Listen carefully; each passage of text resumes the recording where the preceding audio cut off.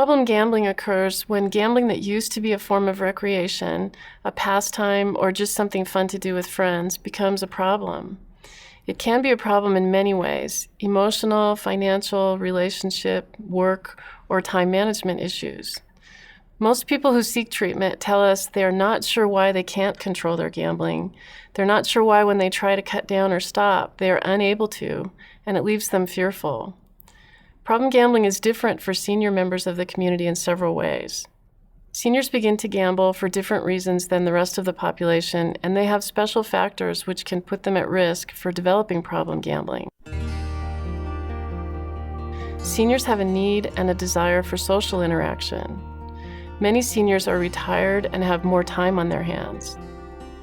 Seniors also gamble to relieve boredom, loneliness, and isolation.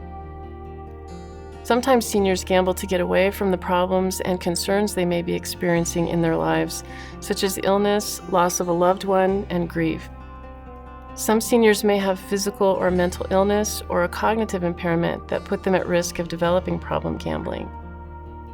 Older adults may not know that addiction is an illness and may not understand why they or their loved one are compelled to gamble or why it has become a problem. They are also very self-reliant and therefore less likely to seek help or know where to seek help. Seniors are highly impacted by problem gambling because they have less time, energy, and opportunity to recoup their financial, employment, and relationship losses than younger adults.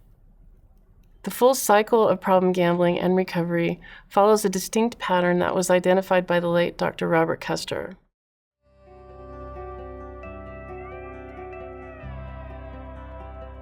During the winning phase, a gambler experiences big wins and starts to gamble more frequently and increase the amount of their bets. I hit a royal flush one time playing video poker machine, and I thought, boy, how great this was to win this much money with very little invested. And I thought I would be able to do this all the time.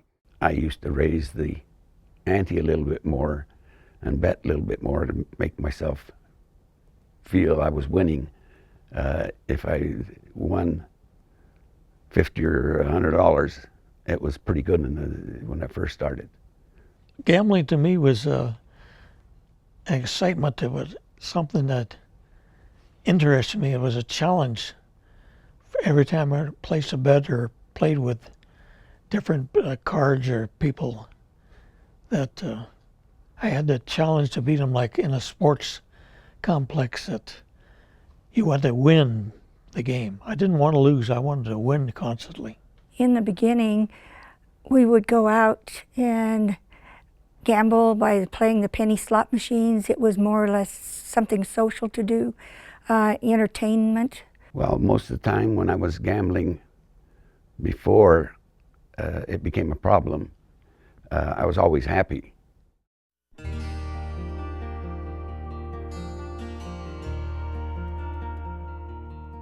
During the losing phase, gamblers begin borrowing money to gamble with, and their mood and personality begins to change, usually showing more irritability, restlessness, or withdrawing. And I say, I'm only going to bet so much today, and if I lose this money, I'll quit. And the only thing it did, it got me to walk a lot, because as soon as I lost whatever I'd taken in, I'd walk back to the car and get some more. And eventually I'd go back to the car and take everything out that I had in the car. Started now using credit cards in my own name. My wife and I had excellent credit. So to keep her from finding out what I was doing, I would go ahead and run up credit cards. But I was winning enough to be able to pay the credit card bills when they came in monthly. But then it got out of control to where I wasn't winning. I needed to use another credit card and then another credit card just to pay off the one previously, and it just got into a vicious circle. And then he would change his story, and we would argue and fight, and then he would leave. I think the most hopeless time I felt after gambling is when I lost the Christmas fund I was talking about earlier. It got to the point when I come home, what I was going to tell the wife, that I had lost all this money.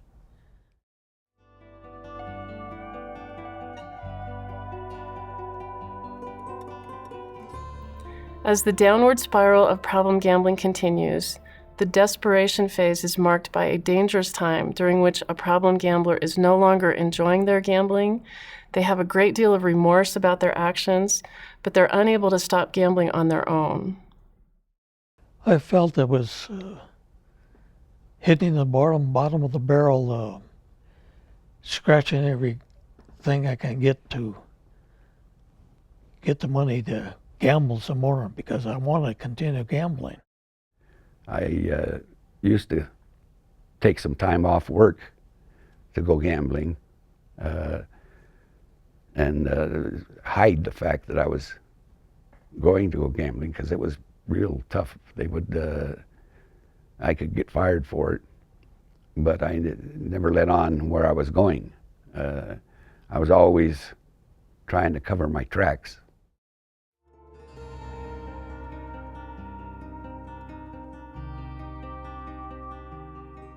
Hitting bottom for problem gamblers may include feelings of hopelessness, increased problems with alcohol or other drugs, arrest, divorce, and finally thoughts or even attempts at suicide.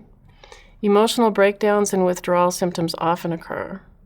I was trying to avoid lying to anybody, but when it came to my gambling and what I did, if I won or if I lost, I was lying all the time. As the time went on, I got angrier and angrier and angrier till it became rage. And I would rage at him. And I would do it in front of the children. And it was very wrong of me to do that in front of the children. We had a very serious argument, verbally, not physically, but it was to the point I figured, oh, all right, I'll take care of that. So I went out into my shop and decided that I will hang myself. I figured the shooting wouldn't work because it would have her pick up everything. So I got a rope and tied it with a noose like a Western knot, threw the rope over the rafter, and I felt low at that time. I figured I'd better ask my God and my understanding to forgive me what I was about to do. And I think that was the lowest, trying to attempt suicide.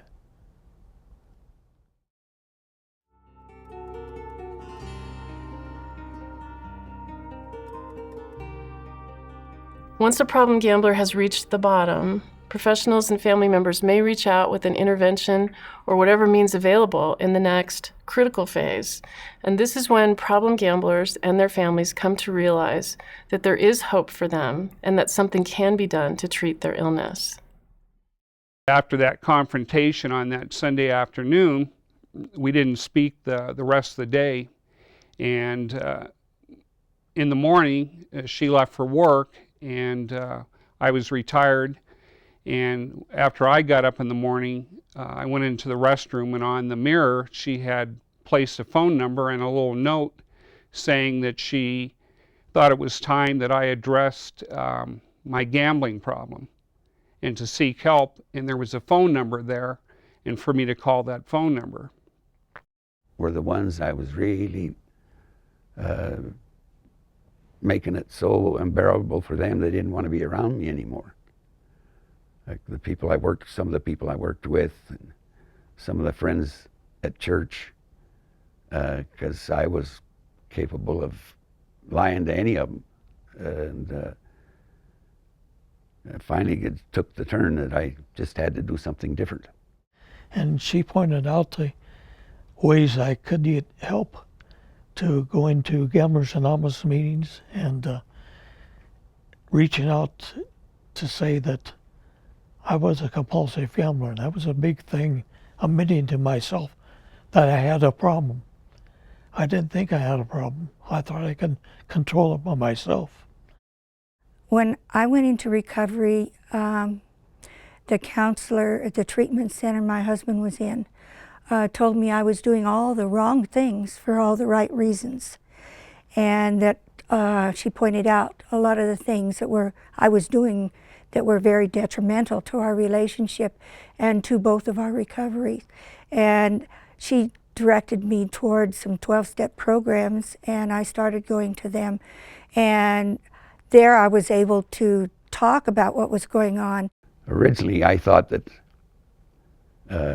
I was the only person in the whole United States that was a compulsive gambler and did things the way I did.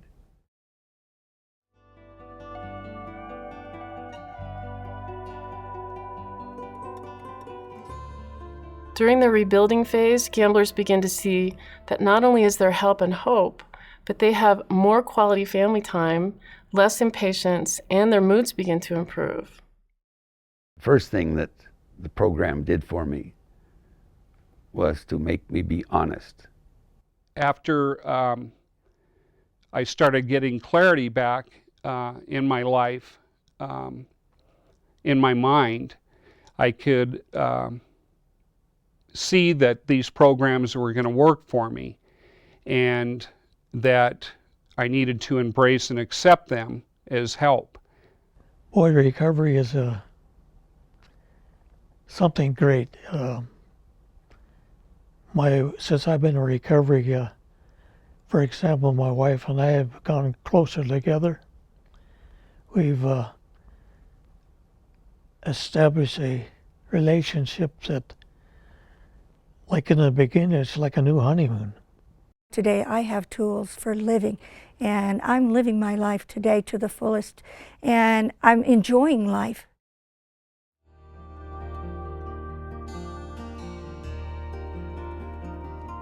For recovering problem gamblers, the growth phase represents a whole new way of life that is 180 degrees from what they used to have. Treatment providers tell problem gamblers that once a person has accepted that they are a pathological gambler, they cannot go backward, but can only move forward in recovery. Essentially, for the rest of their lives, they will be in the growth phase. Take the book that we have and read it thoroughly and follow the rules and regulations on it, because it's the only thing that can get us to think the way we're supposed to be thinking. Because when we're gambling, our thinking is really screwed up. It's very important that everybody has support, because without that support, you're alone and you just can't make it on your own. You have to have somebody to help you in the times when you're feeling down or you're feeling like you can't make it. I can only say that the two programs that I attend, the Problem Gambling Center and GA, have saved my life. And when there wasn't hope, I found hope through the members that I've met, the support that I get. I have a sponsor in these programs. I have mentors. I have people that have walked this path long before I have, and they are sharing their knowledge and wisdom with me. I have my family back again. I have people I can talk to in recovery, and it just seems to be a better life. If you believe that you or a senior friend or family member may have a gambling problem, it is very important to seek help early in the cycle by calling the Problem Gamblers Helpline listed here, or by accessing the resources listed in the booklet that accompanies this film. For anyone exhibiting the warning signs of problem gambling, there is hope and there is help through treatment.